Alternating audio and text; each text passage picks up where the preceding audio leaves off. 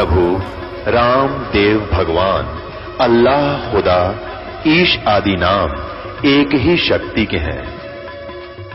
वो कैसा है, कहां है, कैसे मिलता है, किसने देखा है?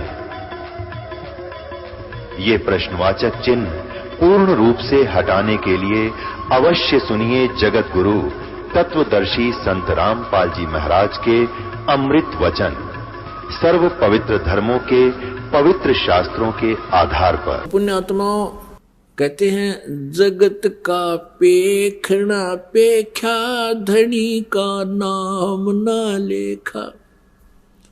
जगत का पेखना पेख्या, धनी का नाम ना लेखा। कि धनी माने उस समर्थ भगवान का तो किधर जिक्र भी नहीं। जगत का पेखना पेख्या के उसने न्यू कर दिया। हनुमान ने राम नाम लिख दिया, पत्थर तिर गए। नल नील के हाथ में शक्ति थी, पत्थर तिर गए। रामचंद्र जी ने पत्थर तिरा दिए। कहते हैं जगत का पेखना पेख्या, एक दूसरे को तुम करे, उसने ऐसे कर दिया। जिसने ये किया उसका जिक्र भी नहीं। धनी का कि नाम ना लेखा। अब परमात्मा कबीर जी बताते थे, समझाया करते, काटे बंधन विपत में, कठिन कियो संग्राम, चिन्नो रे नर प्राणिया, ये गरुड़ बड़ो के राम। हम क्या सुना करते थे, कहते नागफास एक जो है यंत्र छोड़ दिया, नागफास। क्योंकि सिद्धि से लड़ाइयां हुआ करती थी पहले, सिद्धि से तीर चलते थे।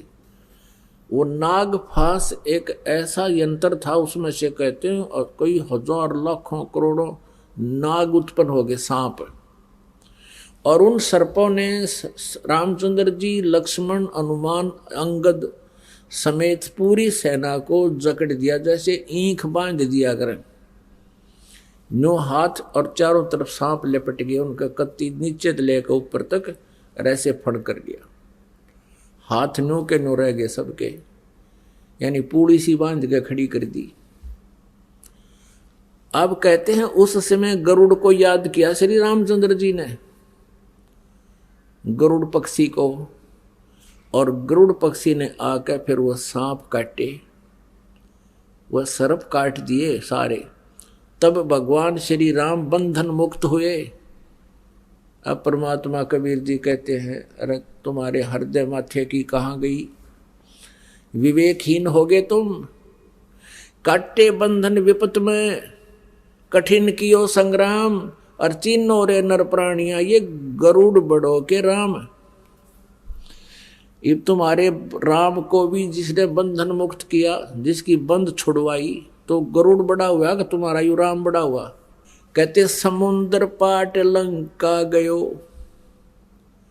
सीता को भरतार, अगस्त ऋषि ने ये सातों पी लिए, इनमें कौन करतार।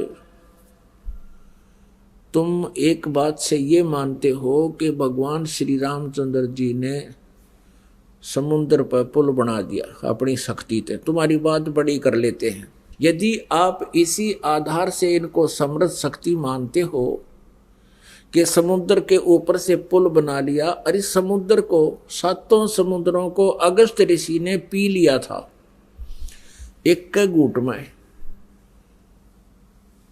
और जो श्री रामचंद्र जी के लिए पहाड़ हो रहा था, उसको समुद्र पुल बनाने मुश्किल हो रही थी उसको, तो इनमें कौन करतार।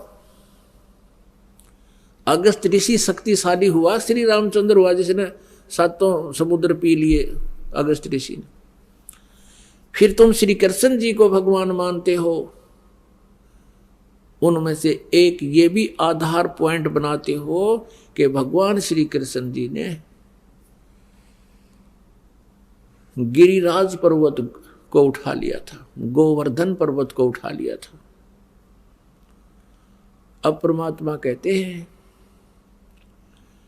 गोवर्धन श्री कृष्ण धार्यो, द्रोणोगिरी हनुमंत, शेष नाग सब सृष्टि उठारा, इनमें कौन भगवंत।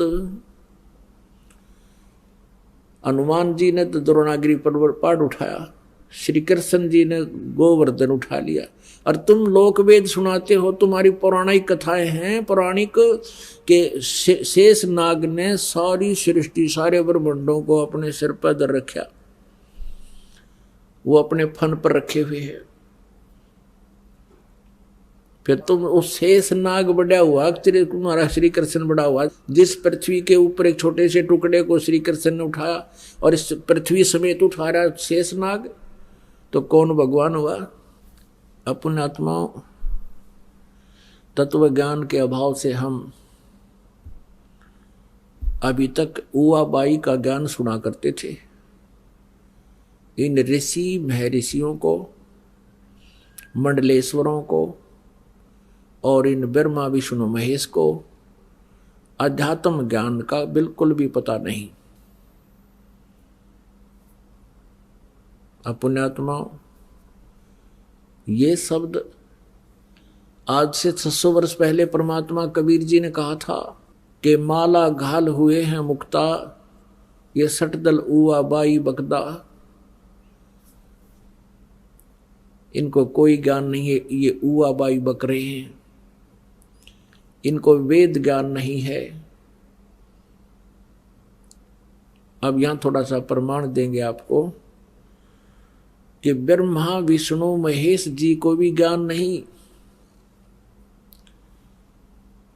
क्योंकि श्री ब्रह्मा जी को इस ब्रह्मांड के अंदर सबसे अधिक ज्ञाता माना जाता है वेदों का, और ब्रह्मा जी से ही ज्ञान सुना श्री विष्णु जी ने, और ब्रह्मा जी से ही ज्ञान सुना श्री शिव जी ने। अब अपने पुराणों में, अपने ही सदग्रंथों में प्रमाण आपको दिखाएंगे कि न तो श्री विष्णु जी को आत्मिक वेदों का ज्ञान नहीं था, न ब्रह्मा जी को, और न ही सतयुग के ब्राह्मणों को। जब सतयुग के ब्राह्मणों को नहीं पता, ऋषियों को, ऋषि को होते ब्राह्मण को, तो फिर और अन्य युग वालों का तो जिक्र छोड़ दो।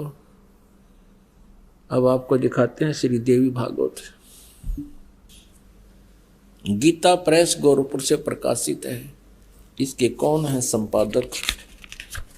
संपादक है हनुमान प्रसाद पोदार, चिमनलाल गोस्वामी। प्रकाशक एवं मुद्रक हैं गीता प्रेस गोरखपुर, गोविंद भवन कार्यालय कोलकाता का संस्थान है। ये इनके फैक्स और फोन नंबर है। ये देखिएगा, इस पवित्र पुराण के पहले स्कंद में श्रीमद् देवी भागवत पृष्ठ नंबर 28 पर नारद जी और व्यास जी की गोष्ठी हो रही है। Vyas ji is the writer of 18 Purana and ये चारों वेदों का, गीता जी का और इन 18 पुराणों का, श्री सुधा सागर का ये व्यास जी राइटर है, लेखक है। और ये नारद जी से वार्ता कर रहा है। नारद जी ने कहा, महाभाग व्यास जी, तुम इस विषय में जो पूछ रहे हो ठीक यही प्रश्न मेरे पिताजी ने भगवान श्री हरि से किया था। नारद जी के पिताजी हैं ब्रह्मा जी। देवादि देव भगवान जगत के स्वामी हैं। लक्ष्मी जी उनकी सेवा में उपस्थित रहती हैं। दिव्य कौस्तुभमणि उनकी शोभा बढ़ाती है। वे शंख चक्र गदा लिए रहते हैं, पीताम्बर धारण करते हैं, 4 भुजाएं हैं। यानी पूरी डेफिनेशन बता दी। विष्णु जी हैं, वे चराचर जगत के आश्रयदाता हैं, जगत गुरु एवं देवताओं के भी देवता हैं। ऐसे जगत प्रभु भगवान श्री हरि महान तप कर रहे थे। विष्णु जी तपस्या कर रहे थे, उनकी समाधि लगी थी। यह देखकर मेरे पिता ब्रह्मा जी को बड़ा आश्चर्य हुआ।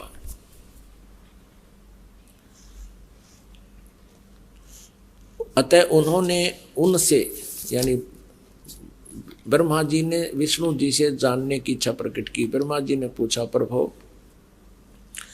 आप देवताओं के अध्यक्ष, जगत के स्वामी और भूत भविष्य एवं वर्तमान सभी जीवों के एकमात्र शासक हैं।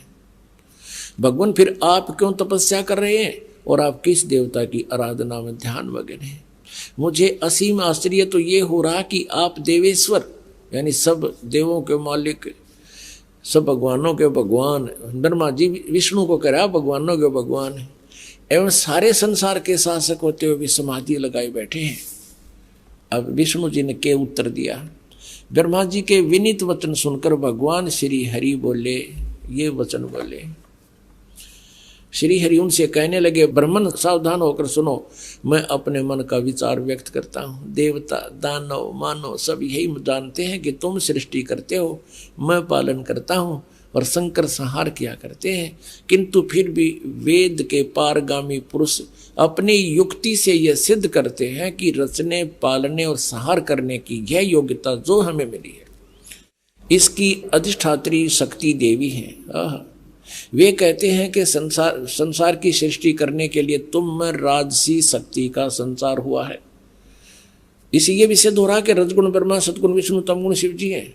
मुझे सात्विक शक्ति मिली है और रुद्र में तामसी शक्ति का आविर्भाव हुआ है।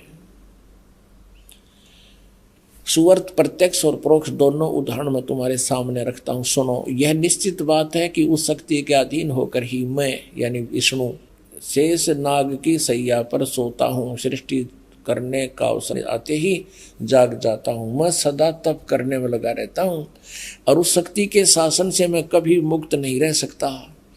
कभी अवसर मिला तो लक्ष्मी के साथ सुखपूर्वक समय बिताने का सौभाग्य प्राप्त होता है। मैं कभी तो दानों के साथ युद्ध करता हूँ। अखिल जगत को यानी सारे जगत को भय पहुंचाने वाले दैत्यों के विकराल शरीरों को शांत करना मेरा परम कर्तव्य हो जाता है। ये भी सिद्ध हो रहा है, परमात्मा कहते कबीर जी, तन दर सुखिया कोई ना देखा, जो देखा सो दुखिया हो। और ब्रह्मा विष्णु महेश्वर दुखिया जिन ये राह चलाई हो। ये कहता मैं सदा तप करने में लगा रहता हूँ और शक्ति के शासन से कभी मुक्त नहीं रह सकता।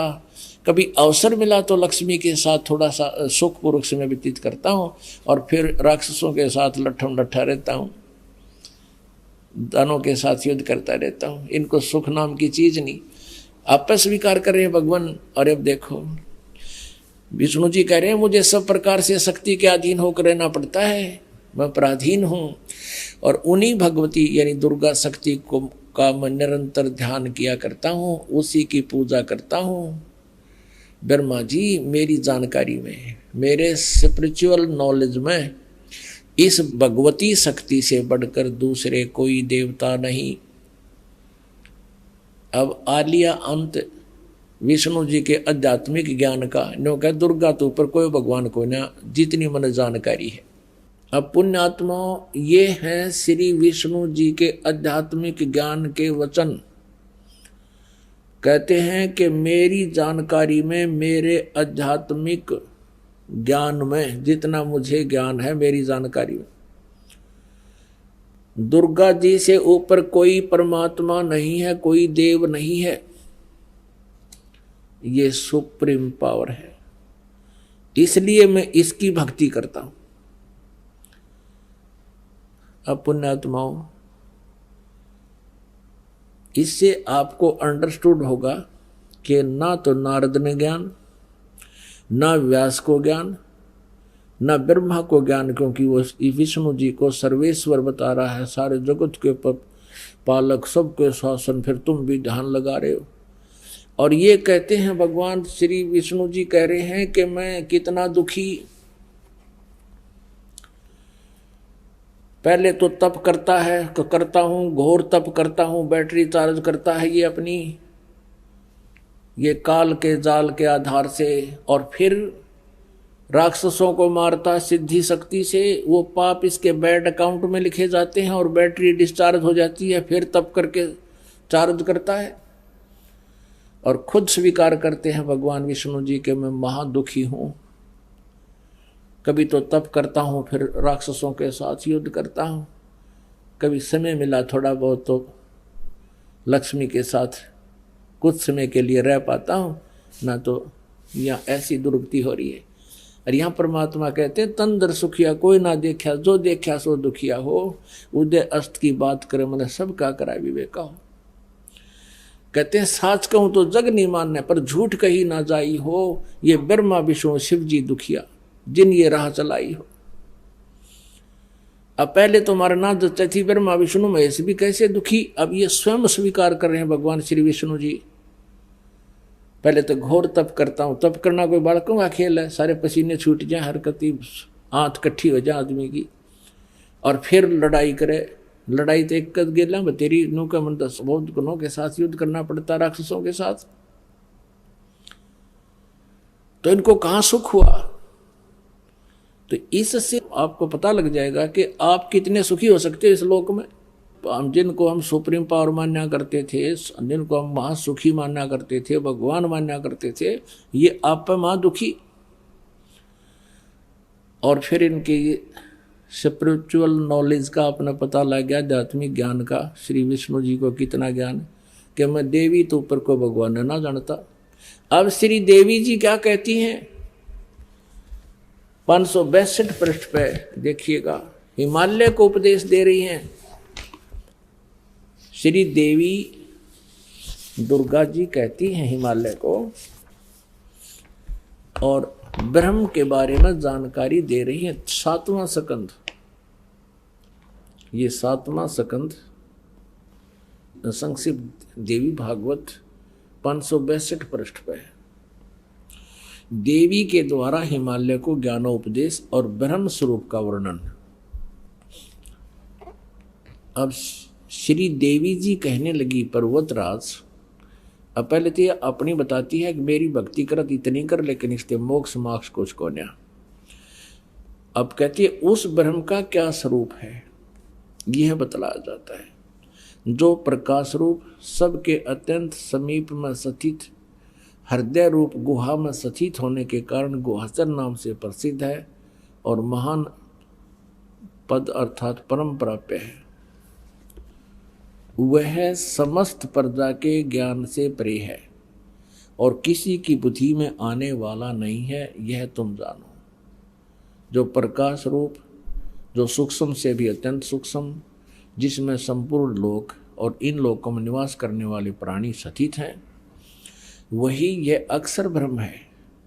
अब यहाँ ब्रह्म के स्थान पर अक्षर ब्रह्म कह रही है, और वही सबके प्राण है, वही सबकी वाणी है, वही सबके मन, और वही परम सत्य और अमृत अविनाशी तत्व है। सौम्य उस वेदने योग्य लक्ष्य का तुम वेदन करो, मन लगाकर उसमें तन्मय हो जाए। सौम्य उपनिषद में कथित महान अस्त्र रूप धनुष लेकर अब यहाँ आ जाते हैं। ये धनुष तो इनका पर्वण बता दिया, जीवात्मा बाण है और ब्रह्म उसका पाणा उद्देश्य, यानी ब्रह्म की साधना करो, ओम का जाप करे, जीवात्मा करे। अब दुर्गा फाइनल करती है कोई पूजा नहीं करनी, मेरी भी नहीं करनी, उस एकमात्र परमात्मा को ही जाने, दूसरी सब बातों को छोड़ दे। यही अमृत रूप परमात्मा के पास पहुंचाने वाला पुल है। ओहो, स्पष्ट कर दिया कि और सब छोड़ दो पूजाएं, संसार समुद्र से पार होकर अमृत स्वरूप परमात्मा को प्राप्त करने का ये सुलभ साधन है। आगे देखो, इस आत्मा का ओम के जप के साथ ध्यान करो, इससे अज्ञान में अंधकार से सर्वथा परे और संसार समुद्र से पार उस पार जो ब्रह्म है उसको पा जाओगे, तुम्हारा कल्याण हो। और वो कहाँ रहता है? वह यह सबका आत्मा ब्रह्म ब्रह्मलोक रूप दिव्य आकाश में स्थित है, यानी ओम नाम से ब्रह्म प्राप्ति है और ब्रह्मलोक प्राप्ति है। अब ब्रह्मलोक में चले जाओगे, ओम नाम का जाप करो। ये दुर्गा जी बता रही है। अपने आत्माओं, दुर्गा जी ने बता दिया कि ब्रह्म इज कंप्लीट गॉड, इसकी भक्ति करो, इसका ओम नाम है, ब्रह्मलोक में चले जाओगे बस। अब गीता जी अध्याय नंबर 8 के श्लोक नंबर 13 में गीता ज्ञानदाता ये ब्रह्म है, श्री कृष्ण जी में प्रवेश करके बोल रहा है ये, और वो कह रहा है कि ओम इति एकाक्षरम ब्रह्म व्यवहारन माम अनुसमरण ये प्रयाति तजंदेहम स याति परमाम गतिम। मुझ ब्रह्म का, माम ब्रह्म, मुझ ब्रह्म का ओम एक अक्षर है, यह है बस, नथिंग एल्स। उच्चारण करके सिमरण करता हुआ ये परियाति तो जंदेहम, जो शरीर छोड़कर जाता है, स याति परमाम गतिम, वो इस ओम से मिलने वाली परम गति को प्राप्त होता है। वो परम गति क्या है? ब्रह्मलोक प्राप्ति है। 8वें अध्याय के 16वें श्लोक में गीता ज्ञानदाता ये ब्रह्म कहता है कि ब्रह्मलोक पर्यंत भी सभी पुनरावृत्ति के अंदर है। जो ब्रह्मलोक में गए हैं उनका भी जन्म और मृत्यु होगा ही होगा, वो पूर्ण मोक्ष प्राप्त नहीं करते। ब्रह्मलोक भी जाने के बाद वापस प्राणी आते हैं। और गीता जी अध्याय नंबर 4 के श्लोक नंबर 5 और 9 में अपने आप कहता है गीता ज्ञानदाता के अर्जुन तेरे और मेरे बहुत जन्म हो चुके हैं, तू नहीं जानता है। गीता जी अध्याय नंबर 2 के श्लोक नंबर 12 में खुद कहता गीता ज्ञानदाता कि अर्जुन तेरे और मेरे पहले भी जन्म हुए थे, तू ना ये ना समझ के हम और ये राजा लोग केवल अभी विद्यमान हैं, हम पहले भी थे आगे भी होंगे। यानी जन्म मृत्यु आपकी हमारी सदा बनी रहेगी। गीता जी अध्याय नंबर 8 के श्लोक नंबर 1 में अर्जुन ने पूछा कि भगवान आपने 7वें अध्याय के 29वें श्लोक में जिस तत्ब्रह्म के बारे में कहा कि तत्ब्रह्म को जानकर और जो आध्यात्मिक पूरे आध्यात्मिक ज्ञान से परिचित हो जाते हैं, तत्ब्रह्म से परिचित हो जाते हैं और सब कर्मों से परिचित हो जाते हैं, वो केवल जरा और मरण से छूटने का ही प्रयत्न करते हैं। तो वो किम तत्ब्रह्म 8वें अध्याय के प्रथम मंत्र में पूछा। गीता ज्ञानदाता ने 8वें अध्याय के 3रे श्लोक में उत्तर दिया कि वो परम अक्षर ब्रह्म है। 8वें अध्याय के 5 और 7 में अपनी साधना के लिए कहा कि तू मेरी भक्ति कर मुझे प्राप्त होगा। 8वें अध्याय के 8, 9, 10 श्लोक में कहा कि उस परम अक्षर ब्रह्म की जो साधना करता उसको प्राप्त होगा। अध्याय नंबर 15 के श्लोक नंबर 1 से लेकर 4 और 16 और 17 में 3 प्रभु बताए हैं। उल्टे लटके हुए संसार रूपी वृक्ष, ये संसार रूपी वृक्ष है, जड़ उसकी पूर्ण परमात्मा समझो। तीनों गुण रूपी शाखा, रजगुण ब्रह्मा, सतगुण विष्णु, तम गुण शिव जी रूपी शाखाएं जानो। और जो संत उल्टे लटके हुए संसार रूपी वृक्ष के सभी विभाग बता देगा, जड़ कौन है, तना कौन है, डार कौन है, शाखा क्या है और पत्ते कौन है, सवेदवित, वो तत्वदर्शी संत है। गीता जी अध्याय नंबर 4 के श्लोक नंबर 34 में कहा कि अर्जुन उस तत्व ज्ञान को जो 4थे अध्याय के 32वें श्लोक में कहा, जिसके विषय में कि वो सच्चिदानंद घन ब्रह्म की वाणी में ब्रह्मणे मुखे विस्तार से कहा गया है, जो भगवान ने स्वयं आकर बताया है परम अक्षर ब्रह्म ने, वो ज्ञान, वो कबीर वाणी, वो तत्व संत, वो तत्व ज्ञान है। उस ज्ञान को तू तत्वदर्शी संतों के पास जाकर समझ, उनको दंडवत प्रणाम करने से, कपट छोड़कर प्रसन्न करने से वो तत्वदर्शी संत तुझे उस परमात्म तत्व का ज्ञान करावेंगे। तो यह पहचान बताई है 15वें अध्याय के प्रथम मंत्र में कि वो कैसा होगा। तत्वदर्शी संत के सभी विभागों को, इस संसार रूपी वृक्ष के सभी पार्ट्स को बता देगा, सवेदवित। तो परमेश्वर स्वयं आते हैं, अपने ज्ञान का आप ही जानकारी देते हैं। अक्षर पुरुष एक पेड़ है, निरंजन वा की डार, तीनों देवा शाखा है, ये पात रूप संसार।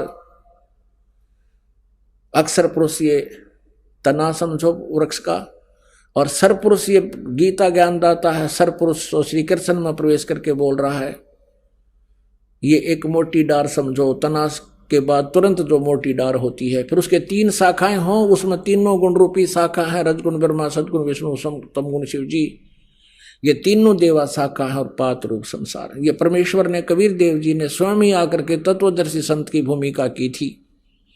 उन्होंने अपने सच्चिदानंद घन ब्रह्म की वाणी में, कबीर वाणी में, ये ज्ञान पहले ही लिखा हुआ है।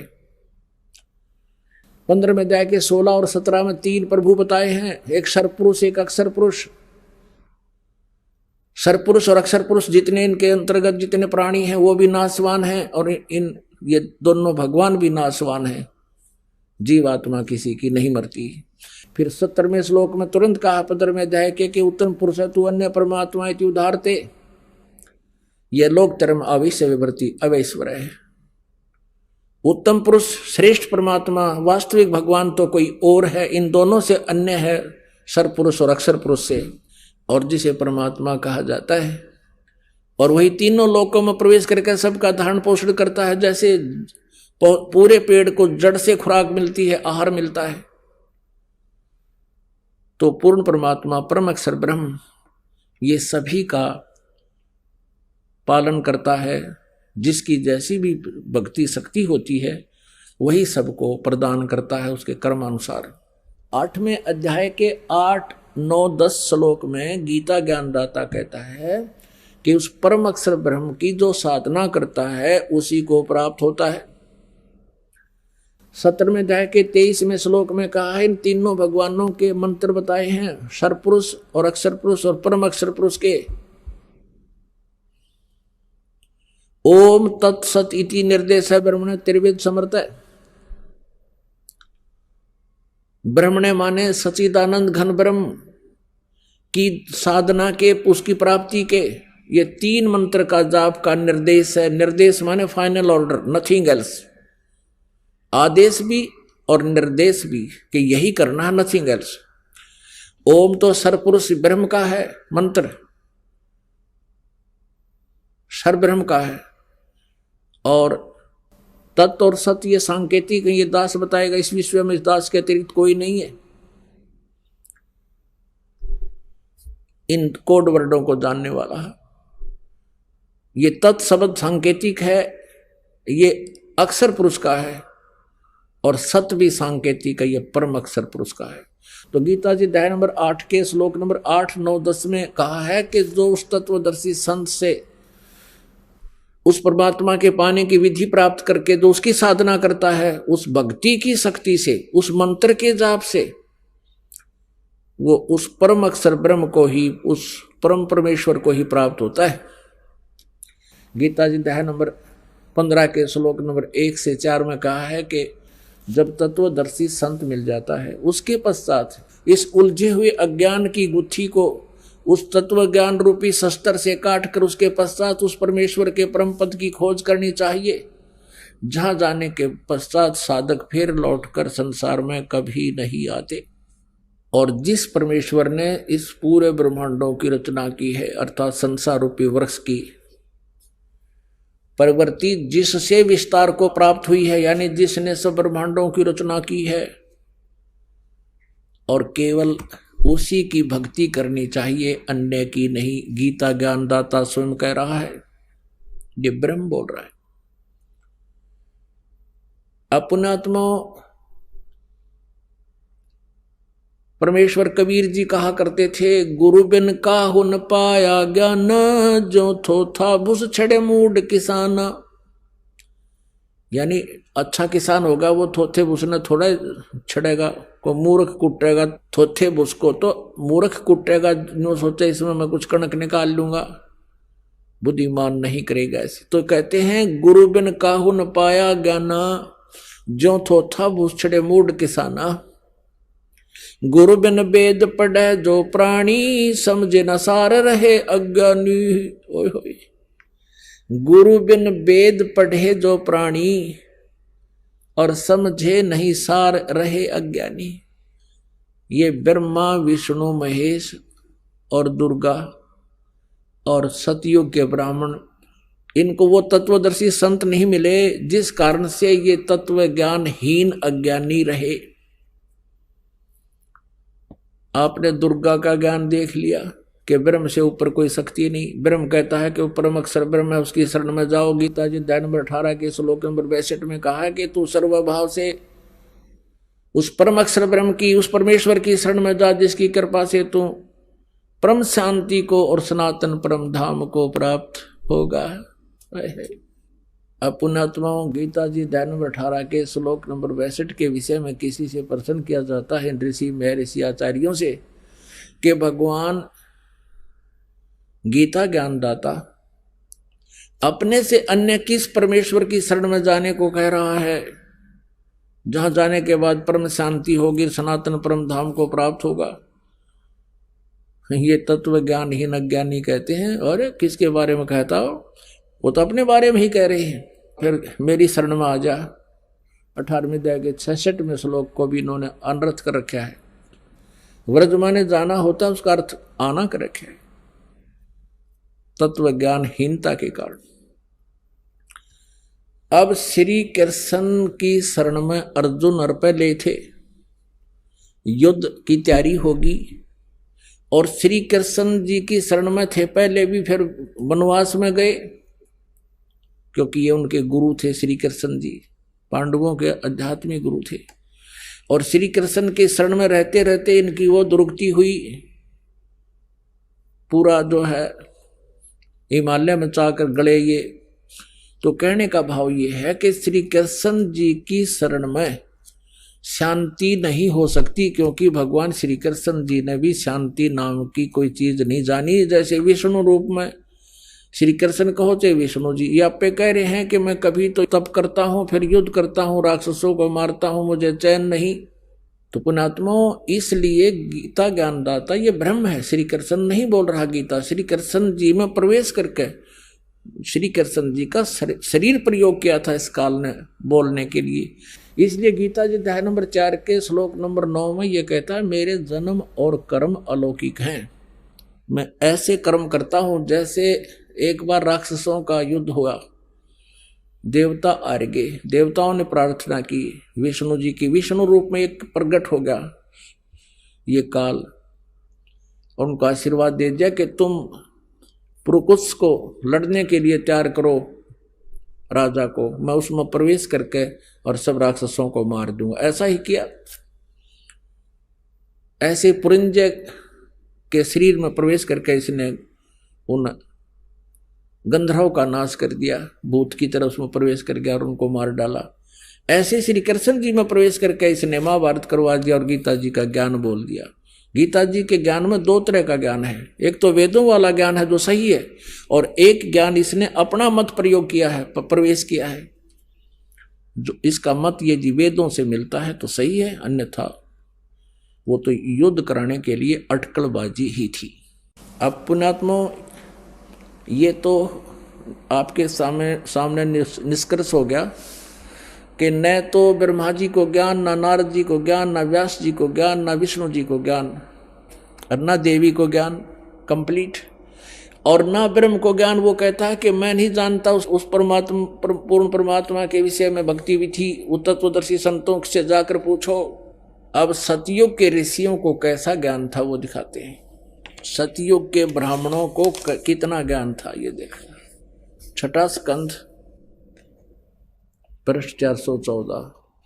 जन्मेजय ने पूछा, महाभाग किस युग में कैसा धर्म का स्वरूप है? इस संपूर्ण विषय को विशेष रूप से बताने की कृपा कीजिए। व्यास जी बोले, राजन, यह निश्चय है कि सतयुग में ब्राह्मण वेद के पूर्ण विद्वान थे और उनके द्वारा निरंतर भगवती जगदम्बा की आराधना होती थी। भगवती का दर्शन करने के लिए उनका मन सदा ललायित रहता था। उनका वेद के पूर्ण विद्वान थे और दुर्गा की पूजा करते थे। अब दिखाते हैं दुर्गा क्या कहती है, और कहते हैं प्रत्येक गांव में शक्ति का यानी दुर्गा का मंदिर उद्घाटन हो। इस विषय की उनके मन में बड़ी उत्सुकता थी। अब इन अज्ञानियों ने ही ये मंदिरा के लटकटवा रखे हैं। सतयुगते प्रयत्नशील हैं ये डले डुआन के। अब ये तो कह रहा है कि सतयुग के ब्राह्मण वेद के पूर्ण विद्वान थे और दुर्गा की पूजा करा करते। और देखिए कलयुग के ब्राह्मणों का कैसा उपमा दे रखी है इसी पे 414 पृष्ठ पे। कहते हैं धर्म की यही स्थिति त्रेता में भी रही, परंतु कुछ ह्रास हो गया था। सतयुग की जो स्थिति थी वह द्वापर में विशेष रूप से कम हो गई थी। राजन, उन प्राचीन युगों में जो राक्षस समझे जाते थे वे कलयुग में ब्राह्मण कहे जाते हैं। अब कलयुग के ब्राह्मणों की यह सुनाई दी कहानी सारी, क्योंकि अब के ब्राह्मण प्राय पाखंड करने में तत्पर रहते हैं, दूसरों को ठगना, झूठ बोलना और वैदिक धर्म कर्म से अलग रहना कलयुगी ब्राह्मणों का स्वाभाविक गुण बन गया। पुण्यात्माओं, आप जी को जो दास ने शब्द बोले थे सबसे पहले कि न तो श्री ब्रह्मा जी को ज्ञान, न विष्णु को, न शिव को, न दुर्गा को, दुर्गा जी को, न ही सतयुग के ब्राह्मणों को, यानी आज तक के किसी ऋषि महर्षि को वेद ज्ञान नहीं, इंक्लूडिंग ब्रह्मा विष्णु महेश, किसी देव को भी नहीं। तो वर्बली कहना था बोला था तो किसी का गले उतरा नहीं हो, और अब ये प्रमाण दिखा दिया तो इसके सामने अग्रम मग्रम सारी खत्म हो जाती है। और अब भी कोई अग्रम मगर रखता है और नहीं मानता है, उसके लिए परमात्मा कहते हैं जान बूझ साची तजय और करे झूठ तने, वाक संगत है प्रभु सपने में भी ना दे। अब परमात्मा पाना किस विधि से हो? 3 मंत्र का जाप, नथिंग एल्स। यदि तुमने ब्रह्म की साधना करनी है तो ब्रह्म लोक चले जाओगे, ओम नाम, नथिंग एल्स, और कुछ नहीं। और ब्रह्म लोक में गए हुए प्राणी का भी जन्म मृत्यु कभी समाप्त नहीं होता। और पुण्यात्माओं, हम सभी को यह जन्म और मृत्यु का रोग लगा हुआ है, और जन्म और मृत्यु का रोग नहीं कटेगा तो हम परम शांति और सनातन परम धाम को प्राप्त नहीं हो सकते। उसके लिए परमात्मा कहते हैं जग सारा रोगिया रे, जिन सतगुरु वैद न जाण्या, जग सारा रोगिया रे, जग सारा रोगिया रे, जिन सतगुरु वैद न जाण्या,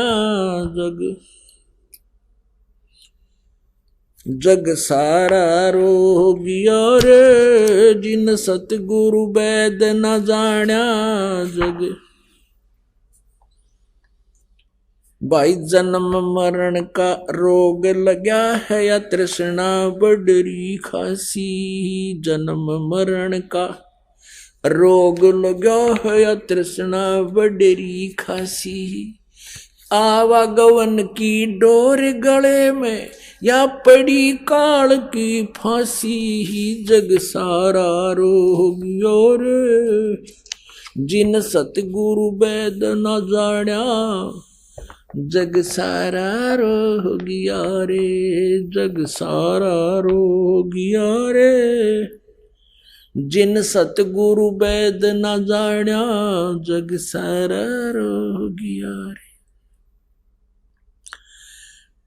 भाई देखा सच्चा सतगुरु कोई है न पूजे, इन झूठों जगपतियासी, सच्चा सतगुरु कोई है न पूजे, इन झूठों जगपतियासी, अंधे की बां गई अंधे ने, ये मार्ग कौन बतासी, जग सारा रोगिया रे, जिन सतगुरु वैद न जाण्या, जग सारा रोगिया रे, जग सारा रोगिया रे, जिन सतगुरु वैद न जाण्या, जग सारा रोगिया रे।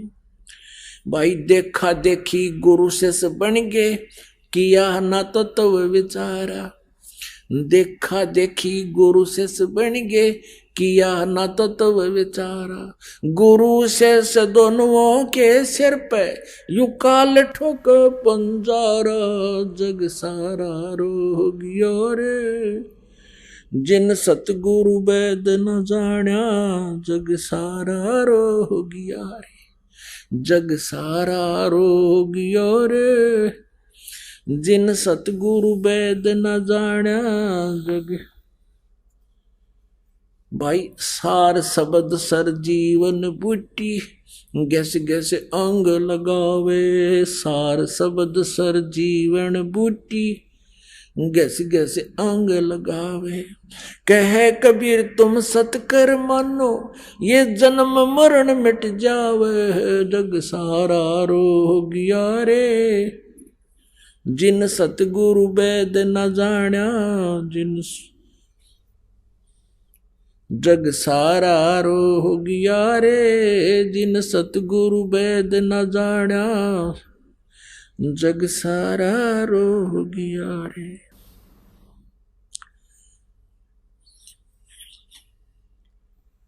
अब क्या बताते हैं कि जन्म मरण का रोग लग गया या तृष्णा बढ़ रही खांसी, और आने और जाने की या डोर गले में और पड़ी काल की फांसी। अपनात्माओं, गीता ज्ञानदाता कहता है कि सच्चिदानंद घन ब्रह्म की वाणी में वो तत्व ज्ञान विस्तार से कहा गया है, उसको तत्व ज्ञान कहते हैं। उसमें कौन सी साधना ठीक है और कौन सी गलत है, ये विस्तार से बताई गई है।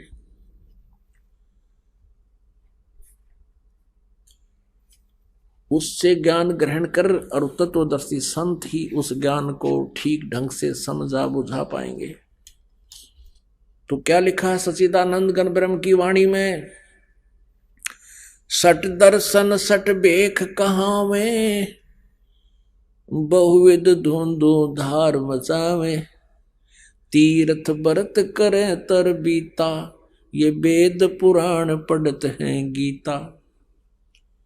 यो भी बैदा है वैधे से भेद अलैदा, यो भी बैदा। 4 संप्रदा 52 दवारे, जिन्हों नहीं निज नाम बेचारे। ये माला घाल हुए हैं मुक्ता, सट दल उवा बाई बकदा।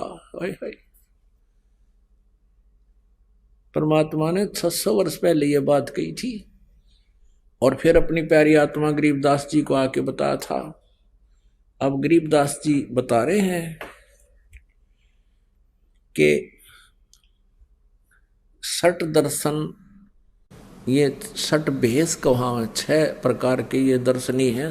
6 प्रकार के, जैसे गिरी, पुरी, नागा, सन्यासी, वैष्णव, इस प्रकार के ये 6 प्रकार के हैं। 10 नामी जिनको कहे हैं, कहते ये 6 प्रकार के ये पंथ चले हुए हैं और इनकी भक्ति देखे लोग ढूंढा ठाई दिखे और कहेगा पता नहीं। सट दर्शन सट भेख कहावे, भौविद धुंधु धार मचावे। धुंधु धार कैसे? कोई तो ऊपर न पैर कर रहा है, नीचे न सिर कर खड़ा तपस्या कर रहा है, कोई खड़ा ही तपस्या कर रहा है, कोई बैठ कर धुना के ऊपर तप कर रहा है, कोई झरनों के अंदर खड़ा है, कोई पानी में खड़ा है, और कोई किसी प्रकार की कोई योग अभ्यास में लगा है। ऐसा दिखा ढूंढा ठारे हैं। अब परमात्मा कहते हैं सट दर्शन सट भेद कहावे, बहुविध धुंधु धार मचावे, और तीर्थ व्रत करें तर बीता, वेद पुराण पढ़त हैं गीता।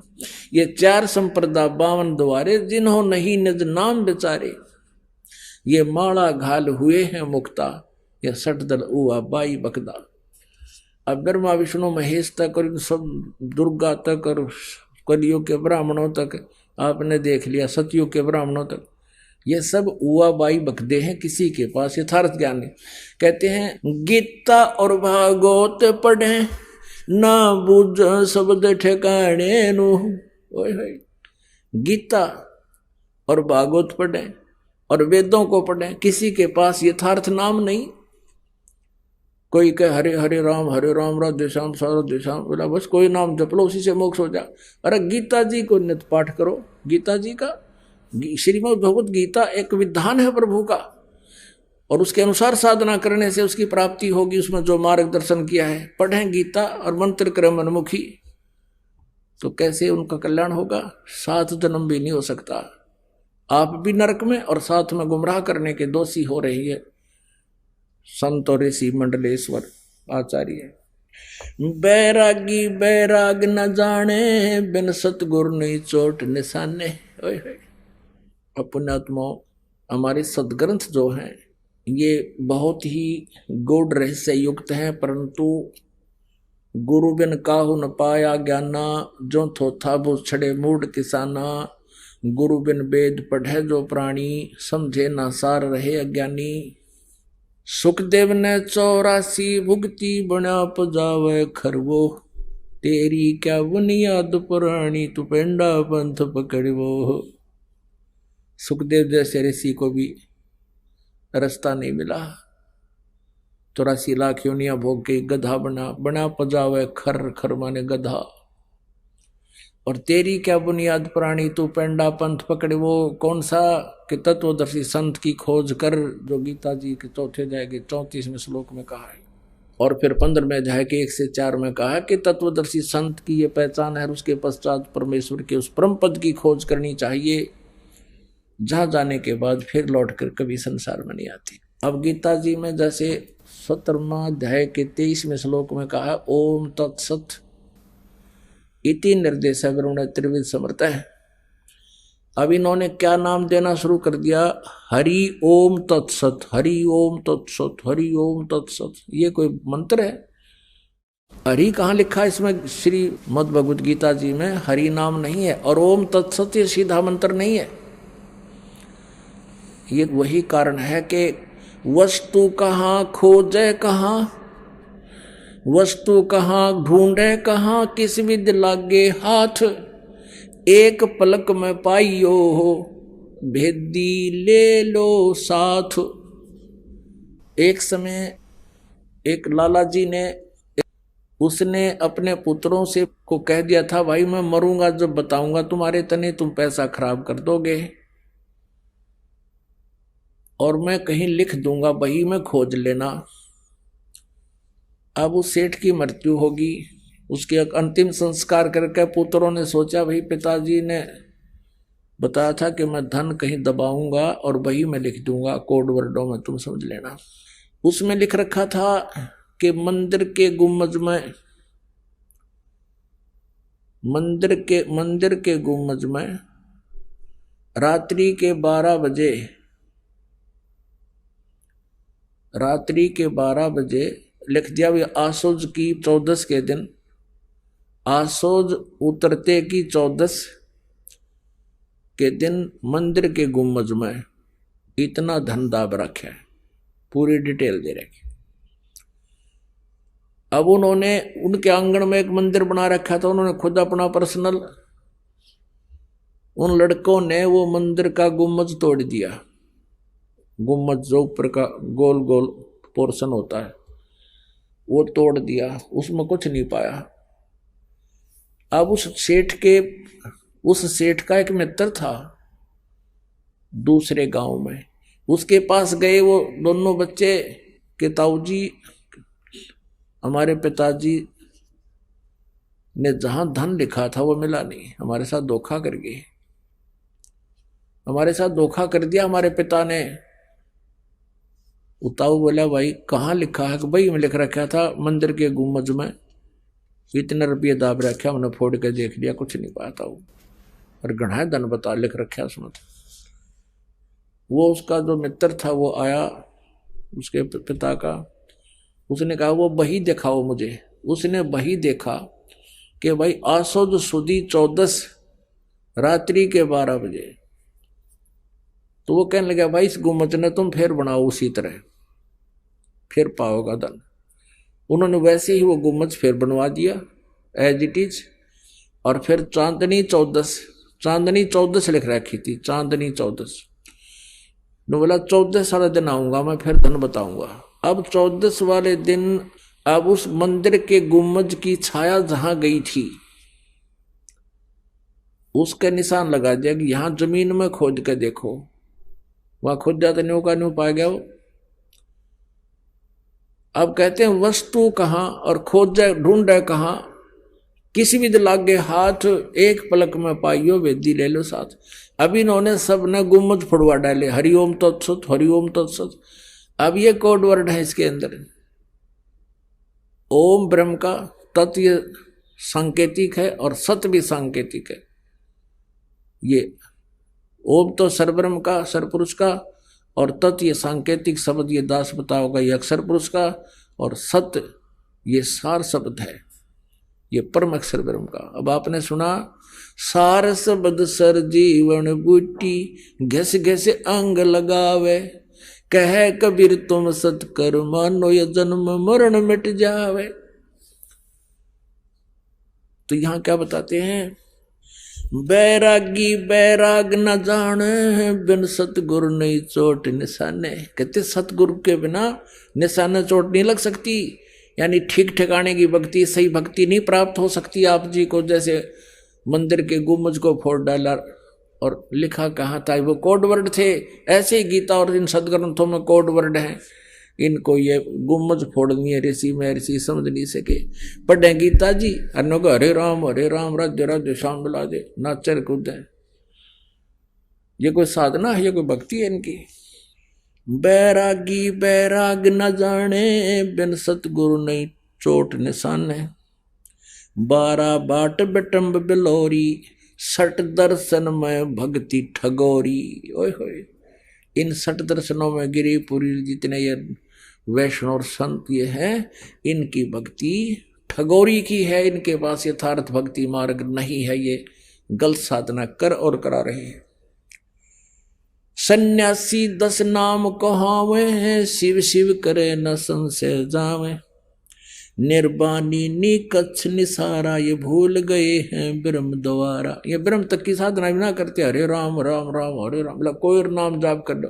फिर गीता जी के बोलने की क्या जरूरत थी, कोई मंत्र जाप कर ले। वेद पुराणी कथा कहानी, पढ़ पढ़ भूले अर्थ न खुले।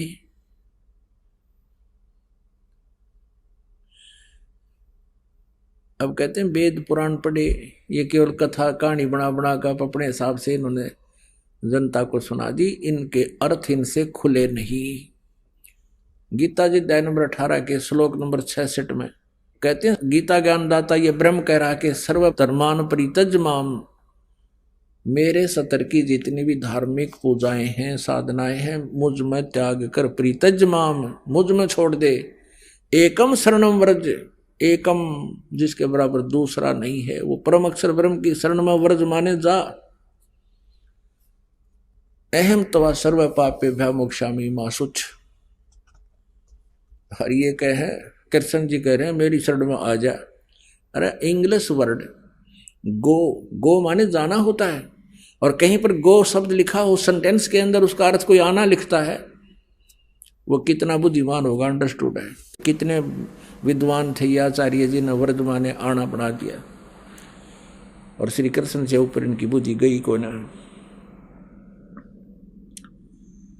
सन्यासी बैरागी सेवड़े, बैरागी सन्यासी सेवड़े, ये तन पर छार लगावे हैं। ये 500 नार 2500 लड़के, धूंधू धौर मचावे हैं। अब परमात्मा बहुत गहराई से समझा है। कहते हैं बैरागी सन्यासी सेवड़े, ये तन पर छार लगावे हैं, और 500 नार 2500 लड़के धूम धूम धार मचावे। अब जैसे घर त्याग जाते हैं, परमात्मा ने कहा एक नारी त्याग दीनी 5 नारी गेलवे। पाया न द्वारा मुक्ति का सुखदेव करी बहु सैलवे। कहते सुखदेव ऋषि ने भी मोक्ष प्राप्ति नहीं हुई। तुम तो पृथ्वी पर घूम रहे हो, उस गुफा में भगवान पाओगा, उस मंदिर में पाओगा, उस फलाने तालाब में पाओगा, तीर्थ में पाओगा। और सुखदेव तो ऊपर भी घूमया करते थे, स्वर्ग स्वर्ग में, उसने कितना भगवान ना पाया। यानी मोक्ष प्राप्ति नहीं हुई। एक नारी त्याग दीनी 5 नारी गैलवे। पाया न द्वारा मुक्ति का सुखदेव करी बहु सैलवे। आदमी जब प्रेरित होता है भक्त ज्ञान से, वो यूं सोचता है कि मैं घर त्याग दूं, कि तूने एक नारी को भक्ति बाधक मान लिया, इस कारण से उसको त्याग कर तू चला गया जंगल में। अब परमात्मा कहते हैं कि तेरे साथ 5 और हैं भक्ति बाधा करने वाली, 5 नारी और हैं। काम, क्रोध, मोह, लोभ और अहंकार। आइए अब हम उन श्रद्धालुओं के अनुभव जानते हैं जो जगत गुरु तत्वदर्शी संत रामपाल जी महाराज जी से दीक्षा प्राप्त कर चुके हैं तथा उनके द्वारा बताए गए भक्ति मार्ग पर चल रहे हैं। जी नमस्कार। नमस्कार सर। क्या नाम है जी आपका? भावना श्रीवास्तव। भावना जी कहाँ से आए आप? जिला गाजियाबाद, उत्तर प्रदेश। जी क्या करते हैं आप? अभी मैं 10th क्लास में हूँ। संत रामपाल जी महाराज जी से नाम दीक्षा लेने से पहले आप क्या भक्ति साधना करते थे? सर हम सभी देवी देवताओं की भक्ति करते थे, जैसा कि हमारे पूर्वज करते आ रहे थे वैसे हम करते थे। तो फिर आपने संत रामपाल जी महाराज जी से नाम दीक्षा क्यों ली? भगत जी, क्योंकि हमें एक सच्चे पूर्ण संत की तलाश थी और भगत जी हमें अब अपना मोक्ष करवाना था, इसलिए। तो क्या संत रामपाल जी महाराज जी से नाम दीक्षा लेने से पहले जो भक्ति साधना आप कर रहे थे तो क्या उससे मोक्ष नहीं मिल सकता था? नहीं, वो उनसे मोक्ष संभव नहीं था। जब संत रामपाल जी महाराज जी से हमने दीक्षा ली, उनका सत्संग सुना, तब हमें पता चला कि जो हम साधना कर रहे थे वो शास्त्र विरुद्ध थी, इसलिए फिर हम संत रामपाल जी महाराज से दीक्षा ली। संत रामपाल जी महाराज जी के बारे में आपको कैसे पता लगा? सर हमारे मामा जी हैं, उन्होंने हमें संत रामपाल जी महाराज जी के बारे में बताया। उन्होंने साधना चैनल बताया था, उस पर हमने सत्संग देखा था संत रामपाल जी महाराज का। फिर हमने 3 साल तक सत्संग देखा, उसके बाद हम दीक्षा लेकर आए। भावना जी, संत रामपाल जी महाराज जी का ज्ञान आपको कैसा लगा?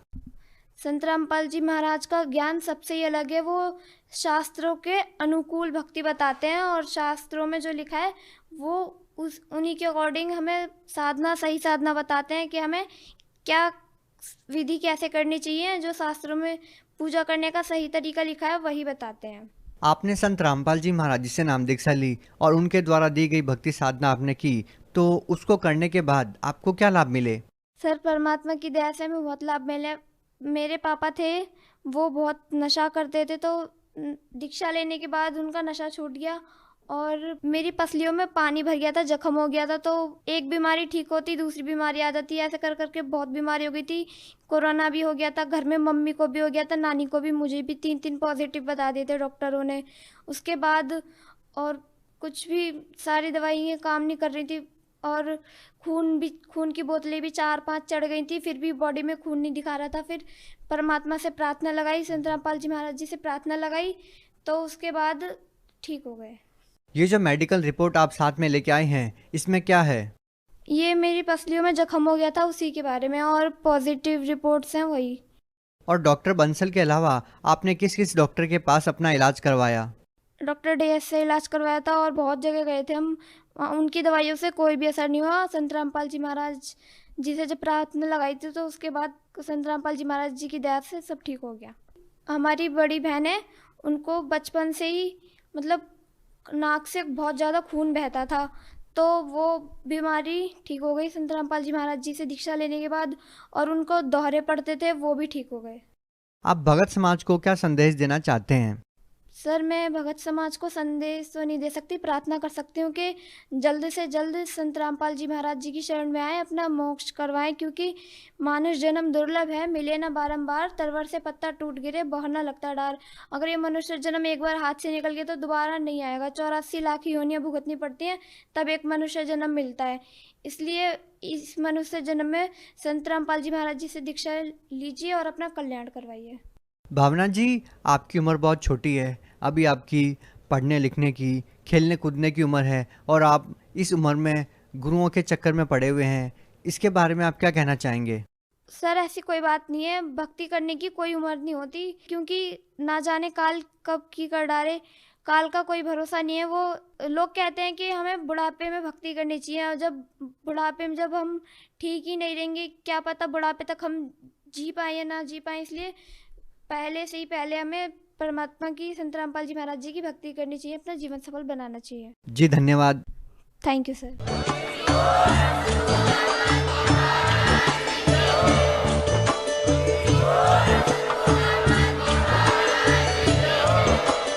आप सुन रहे थे जगत गुरु तत्वदर्शी संत रामपाल जी महाराज जी के मंगल प्रवचन। अधिक जानकारी के लिए विजिट कीजिए हमारी वेबसाइट www.jagatgururampalji.org। संत रामपाल जी महाराज जी के शुभ आशीर्वाद से पूरे विश्व भर में 500 से भी ज्यादा नाम दीक्षा केंद्र हैं, जिन पर संत रामपाल जी महाराज जी द्वारा ऑनलाइन निशुल्क नाम दीक्षा दी जा रही है। अपने नजदीकी नाम दीक्षा केंद्र का पता करने के लिए संपर्क करें 8222880541।